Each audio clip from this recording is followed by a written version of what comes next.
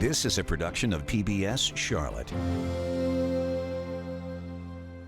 This week in UnSpun, the politics of executive orders. For the new White House, it's all about sweeping change and keeping promises. But once you sign on the dotted line, get ready for the lawsuits and the battles in Congress.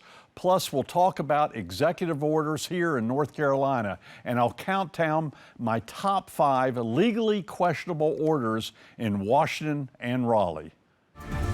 In today's America, welcome to the spin game. Believe me, I know, I'm Pat McCrory. When I was governor and mayor, I played the spin game. I was played by the spin game. But aren't we all done being spun? Let's take the spin out of the world we're in, here on UnSpun. Good evening, I'm Pat McCrory and welcome to UnSpun, the show that tells you what politicians are thinking but not saying. 8 years ago, when Donald Trump was sworn in the first time, anti-Trump protesters stormed the streets of Washington. Illegitimate! We will not conciliate! We will not conciliate! We will not collaborate! We will not collaborate! We will rise up! We will rise up! We will rise up! We will rise up! But fast forward to 2025 and the resistance has pretty much gone out of existence. So now it looks like it'll be an army of lawyers heading the fight against Trump this time around, starting with challenges to his new executive orders. This next order relates to the definition of birthright citizenship under the 14th Amendment of the United States. Good. That's a good one. Birthright. That's a big one. So can the president take away citizenship from the children of illegal immigrants? Can he fire federal workers by the thousands? Can he create an entire new department of government efficiency and put the world's richest man in charge? Those are all the questions that will be answered by the courts now. Meanwhile, here in North Carolina, new Governor Josh Stein just issued an executive order protecting the state's abortion providers, and former Governor Roy Cooper was sued for his executive orders which closed North Carolina bars and banned church services during COVID. Joining us here on UnSpun this week to talk about the legal challenges to executive orders is Bill Graham. He is a former candidate for North Carolina governor and a lawyer whose legal work has included suing the federal government over contaminated drinking water at Camp Lejeune. He has also worked for North Carolina Senator Jesse Helms on the Senate Agricultural Committee in Washington. Bill, it's great to have you. Great to be here, Governor. In Charlotte too. Sure. You know, it's kind of interesting. The executive orders, first recently by Governor Cooper during the COVID controversy, has kind of changed the dynamics in the fight about the authority of the executive branch when he closed down the bars and church services. Do you think that's going to have an impact on Governor Stein and this constant fight about the authority of executives and governors? If I was Governor Stein, I'd take a little bit further step than what Governor Cooper did, because now Stein doesn't have that veto supermajority proof type of dynamic over in the General Assembly. So I look for Governor Stein to go further in his executive orders, not the least of which has been on protecting the providers of abortion here in North Carolina with the 12-week provision, is probably one of the more liberal in the, if I should say, in the South. And he's going to do everything he can to protect that. He'll probably issue some executive orders on mifepristone. That's going to be very timely discussion here with Robert F. Kennedy Jr. with his recent confirmation hearings with the Senate. So look for him to do some of that.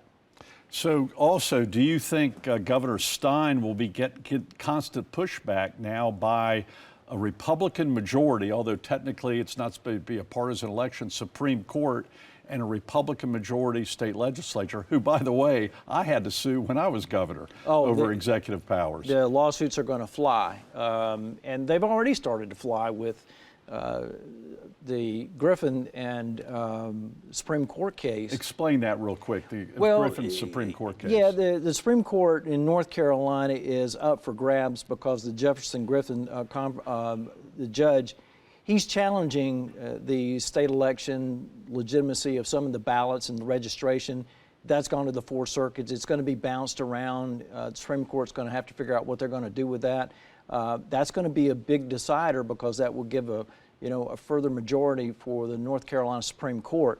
So a lot of these issues are going to wind up in the North Carolina Supreme Court. So this is a big step in the direction of seeing which direction we're all going to go in. Okay, now let's get to President Trump. Okay. And actually going back to even President Biden, because President Biden also did a lot of executive orders. In fact, he did executive orders paying off student debt. It went to the Supreme Court. The Supreme Court overrode it. He did it again. So there seems to be, even when the courts order something against a president, some presidents, including Biden, and it looks like maybe Trump will go, well, I know they ruled against me, but we'll make slight changes and keep challenging it. Yeah, Trump is going to get into this same dynamic that Biden got into. For example, the birthright citizenship issue, which Trump issued an executive order banning that. Well, that was from the 14th Amendment, which applies to states, due process and equal protection, that came out of the Dred Scott decision, and we've had it around. It wasn't in the original 10 amendments. I don't want people to get confused with that. But the 14th Amendment applies to the states. And that birthright citizenship has been in existence since the 14th Amendment, post the Civil War. So you can't wipe that away of well-settled constitutional law with an executive order. So that's why many of the scholars on the constitutional side of the House say this one's dead on arrival. I agree with them. Now, some of the other provisions that the president is putting forward, they'll probably be okay in the immigration enforcement. That is an executive function. So we're going to see how far he can push the margins and what the courts are going to allow him to get away with on the executive orders.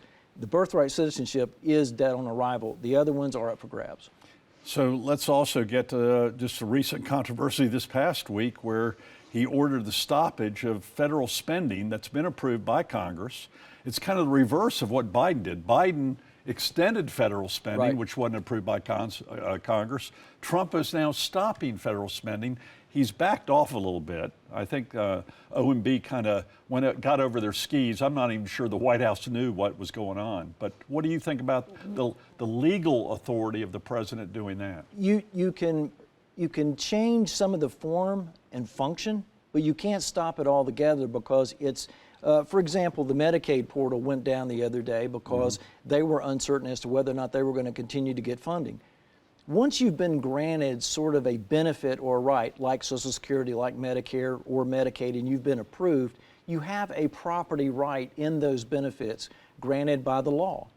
And you can't wipe away that property right or that, what is called in the world of the government, entitlement. You can't wipe away that entitlement with an executive order. There is a property right and procedure that's always going to follow that. That's called due process of law. So once that due process of law attaches to your benefit, you have a right to go to court and say, wait a minute, here's a fellow who's trying to take away a right to a benefit that's been granted by the government, particularly here in Congress, and he can't just usurp Congress's power and wipe that away. I'm going to take him to court, and I'm going to make sure that the court enforces my right to the benefit that I've been granted. And it goes for veterans, Social Security benefits, as I said, Medicare, Medicaid, and AFDC, WIC, CHIP, that kind of thing. You know, let's talk about Congress, because maybe some of the blame needs to be put on Congress, because everyone, both Republicans and Democrats, say we need to get rid of the deficit, but they don't want to make the tough decisions. So they hand it to, whether it be Obama or Biden and now Trump, basically going, let the bureaucracy make the decision, while at the same time going, we don't want the bureaucracy to make decisions. It's like, what's the old term, the acronym CYA? Yep. And by that, then, the president starts doing something, then the courts get involved. Does that make sense? Yeah, I mean, a lot of people don't want the courts to be activists in nature. They don't want the courts to get involved in what is essentially a congressional function. And I get that and I agree with that. But when you have a failure of Congress to put forward clear direction about what we're going to spend money on and on whose benefit and who's getting taxed and who's getting the benefit of that tax or the borrowing, which is usually the case, we put it on the national credit card, we'll let the grandkids worry about it, which is horrific. But, you know, getting the courts involved in some of these things, they don't want to be in that space. Yeah. So you get reluctance of the courts to take up issues that they consider political. So Biden, in the remaining minute here, we've got Biden put a lot of DEI things in and things related to the transgender community, implemented that, including in the Pentagon. Yep. A lot of executive orders. A lot of people didn't know about these executive orders. Trump is reversing them all. Where did the courts step in? The courts are going to look at the Constitution. They're going to look at the statutory authority. If there's no statutory authority to have implemented it in the first place, to wipe it away is no big deal as far as they're concerned, because there was no right to have that DEI label invested on you in the first place. Because by Biden statute. put it in, Trump can take it out. Absolutely. It works both ways. It's goose and gander time. Bill Graham, it's great to have you on UnSpun. Thank you very much. Glad to be here, Governor. Next up, PBS Charlotte's Jeff Sonnier takes UnSpun on the street for more opinions on President Trump's executive orders. Yeah, from the White House to the courthouse, President Trump is cleaning house, symbolically at least. But it's not just symbolic if you're directly affected by one of those presidential orders, in particular on immigration and the borders. It's sending a strong signal to the world, our border's closed. If you're in the country illegally, you're on the table. Yo le diría a mis paisanos to all my countrymen and to all my fellow immigrants, I would tell you to really think things through. It's a very difficult journey, lots of hardships, and I know this because I experienced all those hardships with my own family. So we don't want to come to this country to receive handouts. We want to work. We want to create a better life. No country says that temporary visitors, their children, will be given complete access to the benefits and blessings of American citizenship. There are children in this country that I care for a great deal, that I love, that are going to be affected by these executive orders. Because it's not just about one class of people or one race of people or one gender of people. It's about a country collectively as a whole. Well, the executive order that I didn't know was coming that impressed me the most was no more regulations until our appointments are in place. There's a mountain of rules that actually don't benefit people, and then there's missing rules that do benefit people.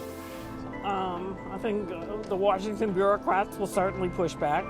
And they're on both sides. There's Democrats and Republicans that, that are there, that are locked in. So that have made plenty of money holding the positions they're holding, and they aren't letting go easy. Yeah, and whether it's regulation or immigration or deportation, well, those are all issues that'll be heard soon in a courtroom.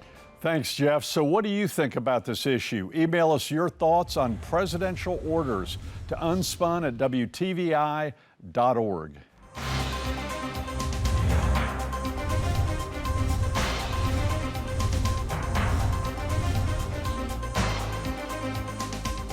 All right, tonight on our UnSpun Countdown, the top 5 legally questionable executive orders at the state and federal level during the past decade or so. Let's start out with number 5. Number 5, the North Carolina COVID closings, which occurred primarily during Governor Cooper's administration. You know, right now people are going, really? Can you close a bar but not close a brewery, close a church but not close a department store? Those are now in court at this point in time. Number 4, birthright citizenship ban. As Bill Graham mentioned, he thinks it's dead on arrival. The amendment is very strong with no clarification. If someone wants to change it, they might need a constitutional convention. Let's go to number 3, family pardons. Of course, we're talking about the Biden preemptive pardons for the Biden family. This sets incredible precedent, and does this mean President Trump in the future, before he leaves office, can pardon his family too? Let's go to number 2. Number 2, student debt forgiveness. Well, the courts have already ruled that the student debt forgiveness was unconstitutional by President Biden, but he did it again. And now that same case might be leveled against President Trump regarding stopping federal funding temporarily. Interesting, the cases are very similar. And number 1, the pause on TikTok ban. The Congress voted to stop TikTok. President Trump is now pausing that. But does he have the power really to do that?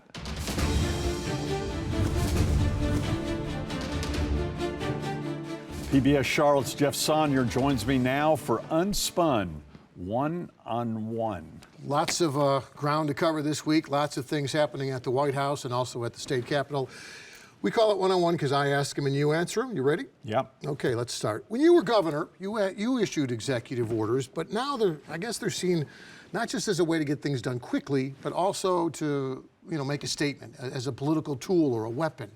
Behind the scenes, is that part of the discussion when a governor or a president is putting together a possible executive order? Yeah, and actually, with media types like you, Jeff Sonnier, ask about executive orders, the assumption is the executive orders are immediate. And when a governor or mayor or president signs one, it means the bureaucracy will move. No, a lot of them are just political statements, knowing nothing will happen.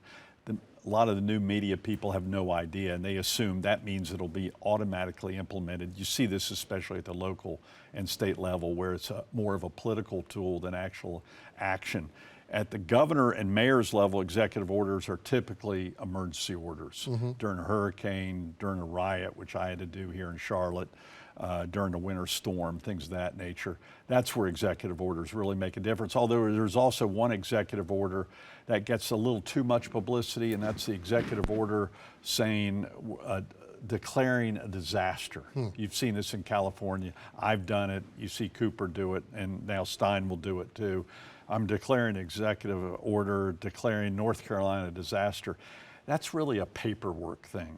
To tell the federal government that all the cost will give to the federal government and will apply for federal spending. It's more of a legal requirement, but it sounds like much more action than it actually is. And I guess it sends a message to the public too. If it's an executive order, if you weren't serious about what's happening, you should get serious about what's happening. Exactly.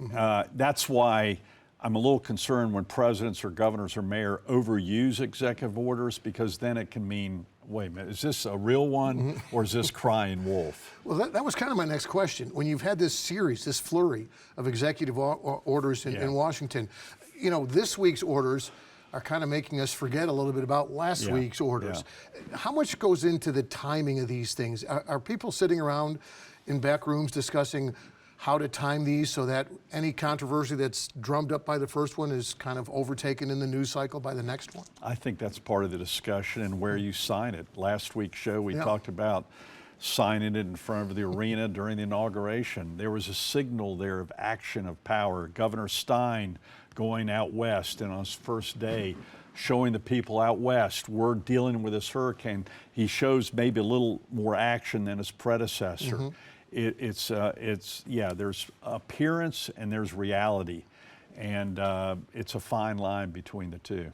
So let's talk about when you're on the other side of an executive order. Let's say the immigration order this week. The roundup started in cities all over the country. If you're a governor or you're a mayor and you don't necessarily agree with what the president has ordered, how do you deal with that when things are happening on your streets, activities occurring with your citizens? This is where I disagree with some mayors and governors, especially who have sanctuary cities. When you're sworn in as mayor or governor, you're not only swearing to the Constitution of your state, you're swearing to upholding the Constitution of the United States of America. So if the laws of America say we have immigration laws, that means you as a governor also ought to help enforce them, because that's the president's prerogative also. It's his responsibility to do that. It'd be like me as governor going, there's a bank robbery which is breaking federal law. The feds come in to help investigate the bank robbery, and me going, well, we're not going to help you. I think that's breaking my oath of office. So I disagree with more of my liberal friends on the Democratic side who go, sorry, our laws are separate from the federal laws. No, we're all sworn to uphold both the United States Constitution and our state constitutions. The question is when they conflict with each other, and some of them do conflict with each other at this point in time. Even local city laws may conflict with the federal law. We're saying we're not going to enforce. But most of the Supreme Court cases, I should ask Bill Graham this question, most federal law overrides local and state law. This goes all the way back to the Articles of Confederation, which was then changed in 1787 to our Constitution, which we read today. Okay, so what if you're on the other end of the president's order that's freezing funding, federal funding? States and cities, they need this money. They rely on this money. You know, again, you got to follow the law, but how do you cope with that? Well, first of all, that's more of a fight between the U.S. Congress and the executive branch, and then the Supreme Court would have to get involved. The courts are at the states and cities are at the mercy of the federal government. Yeah, they were promised these monies, but I guess they can withdraw them at any time. The dilemma for the states and the cities, say here in the city of Charlotte, we might have transit expenditures based upon the federal grants pay for 50% of our transit. Well, the projects are already underway. And the contractors need to be paid, but if all of a sudden you have 50% pulled out on capital projects, we've got a dilemma at our hands. And you've seen the Trump administration during this past week kind of back off on food stamps and Social Security and Medicare and Medicaid. The news media is not focused on the huge capital grants, and this could even impact the universities that have research grants out there right now. So is this something to make the Trump voter happy, a message, a political message, or is this something where the cities that are saying, boy, we need to find another source of funding because we may not have this funding over the next 4 years? I think it's a way for the Trump administration to frankly target some of the green energy bills that were put into the infrastructure bill, into the inflation bill, and going, we're not going to spend money on maybe recharging stations or some electric car things in California, for example. I think it's the ways to pause selective things within a massive budget. It kind of backfired because the media and the Democrats focused on those massive things that I don't think the administration thought about. I think someone from the Office of Management and Budget got over their skis. And this typically happens at the end of an administration and at the beginning of an administration where the executive orders are a little bigger than they thought. We're also seeing an effort right now to fire federal workers, to offer them early retirement. You know, is a president rendered ineffective if the bureaucrats don't agree with him? Is that why he's trying to clean house here? Oh, no doubt about it. I had this problem. I've stated on this show before. In North Carolina, there's a law that after 10 years, a political appointment is in office, they're permanent. And so I had all these Hunt people working for me. I was going to build a new building just for Governor Hunt's political appointees because they didn't necessarily agree with what I wanted to do as governor, but that's what the North Carolina law said. I would have had to challenge that law and take it to court.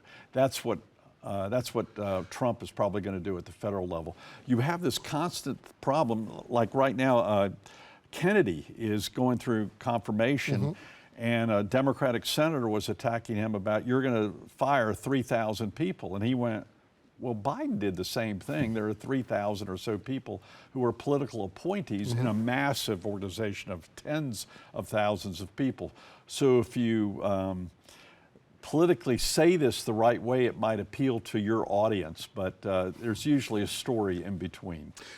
So these lawsuits, are they aimed at truly stopping what the president is suggesting or ordering with these executive orders, or are they just trying to slow them down? A combination of the two. The civil service laws that are probably 30 or 40 years old, maybe more, were meant to protect civil service workers and take federal workers out of politics. But now it's being accused that some of these civil service workers are actually involved in politics. The line is getting blurred more and more. Even, you know, as a governor, I wasn't allowed to do political events at the executive mansion. In the past, we didn't do political events at the White House. That line has been blurred more and more during the past several decades. Hey, very quickly. Especially during COVID. Hey, really quickly, I noticed at the White House press office, the press room, they're now allowing new media folks to have a seat alongside the legacy media. How's that going to change how the president's covered? Welcome to the new world, because what we're seeing is the legacy media is dying, as Chuck Todd stated last week on our show. You know, cable news is dying, and some of radio is dying because under 50, under 40, they're listening to the internet. So you're going to raise the hand, Joe Rogan, you're next? Joe Rogan, you're next. The world has changed. Rush Limbaugh to Joe Rogan. Yeah. Things have changed. You know it from your old broadcast days. Yeah. People aren't watching the 6 o'clock news or 6:30 news like we did growing up with Walter Cronkite. Of course, we know the audience for UnSpun is undying and loyal as ever. Very loyal, very loyal. And we appreciate you. That's all the time we've got for UnSpun. Thank you, Governor.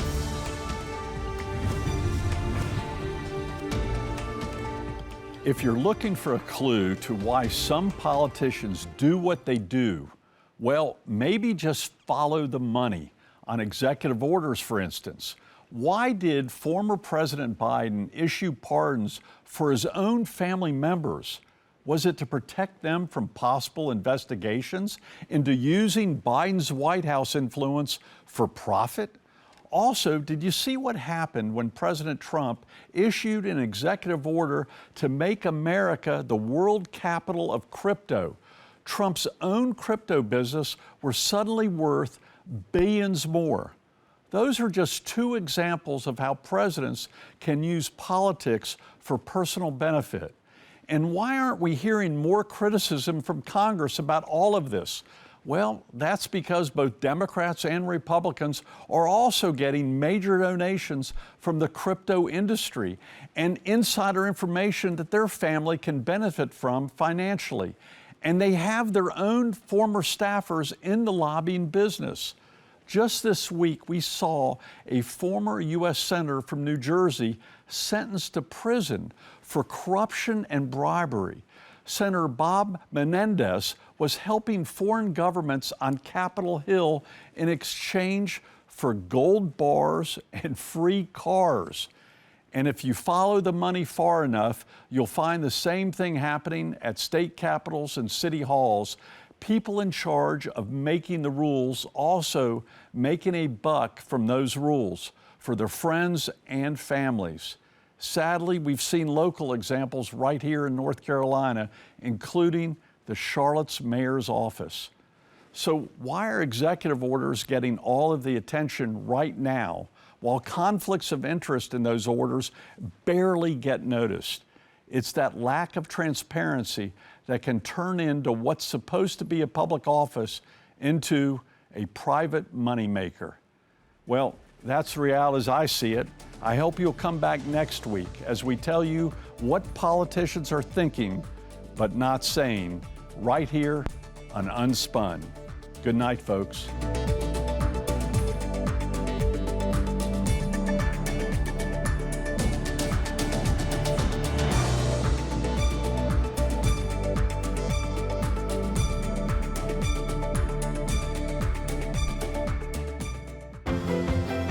Production of PBS Charlotte.